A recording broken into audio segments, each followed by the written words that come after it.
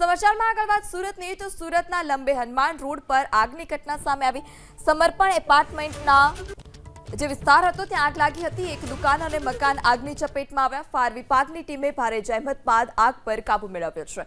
તો સુરતના લંબે હનુમાન મંદિર પાસે આ આગની ઘટના કે લંબે હનુમાન રોડ પર આગ લાગી હતી। સમર્પણ એપાર્ટમેન્ટમાં આ આગની ઘટના આગની ચપેટમાં આવતા જ એક મકાન અને જે એક દુકાન હતી તેને નુકસાન પહોંચ્યું હતું। ફાયર વિભાગની ટીમ પણ આગનો કોલ મળતા ઘટના સ્થળ પર પહોંચ્યું હતું અને ફાયર વિભાગની ટીમે આ આગ પર કાબુ મેળવ્યો।